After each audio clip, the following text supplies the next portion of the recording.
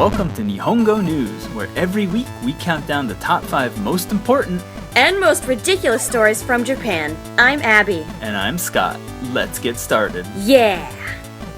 Number 5. How Japanese people celebrate Father's Day. Father's Day was this past Sunday, and Japanese people celebrate it much like the rest of the world, but with a few unique touches. Here are some examples of Japanese gifts and thank yous to dads online. Here, a kid made a Father's Day banner plus some sushi for dad, complete with a menu explaining how much it costs for any would-be diners to get in. Dogs are 5 yen, cats are 2 yen, humans are 100 yen, and titans are 1,000 yen. Wait, what? Others preferred to give their dad something he could actually eat, like this rirakuma cake. Rirakuma is known for being a cute, lazy bear, which could accurately describe a lot of dads out there. Then we have some of the weirder thank yous, like this one created as a template for people to print out, draw in their own dad's face, and then use as a Father's Day card.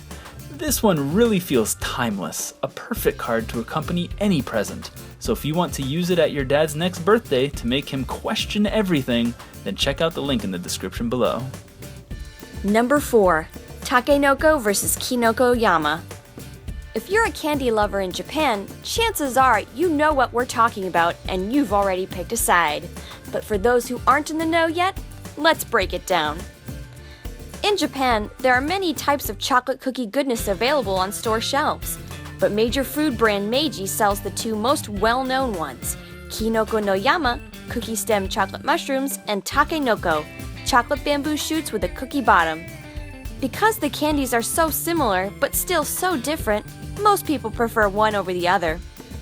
Recently, Nintendo has picked up on this war of chocolate forest items and will be featuring it as the next battle in the popular Wii U title Splatoon. Personally, I'll be supporting Team Kinoko no Yama, but I'm cool with people who prefer the clearly inferior Takenoko. Number 3. Super Cockroaches. In Japan, rainy season has been steadily transforming into summer. And when the weather gets hot and humid, the cockroaches come out of hiding and into everyone's bathrooms and kitchens. Normally, a roach hotel or bait trap would be enough to control the cockroaches, but one insecticide maker in Tokyo recently revealed that cockroaches have become increasingly immune to the commercial poison traps, requiring up to 200 times more poison than normal to have the same effect. According to experts, this is the result of older insecticides killing off a large portion of the cockroach population, but not all of it, and leaving the immune ones to produce offspring that are also immune. Since cockroaches reproduce so quickly, is it only a matter of time before we're overrun in a swarming mass of bug meat? Let's hope not. Number 2. High school otaku fashion.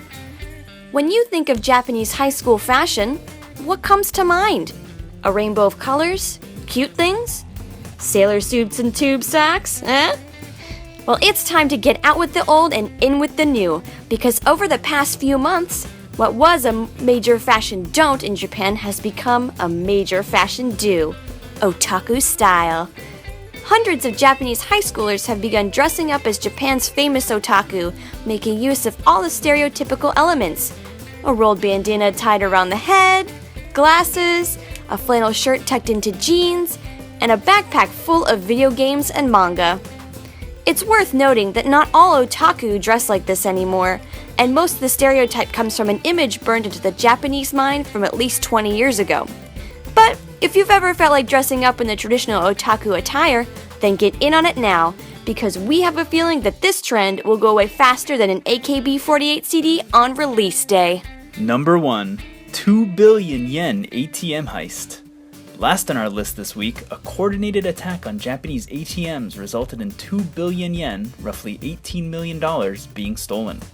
According to various reports across Japanese media, during a span of 3 hours in the early morning of May 15th, hundreds of participants used fake bank cards containing the data of foreign bank accounts to withdraw as much money as possible.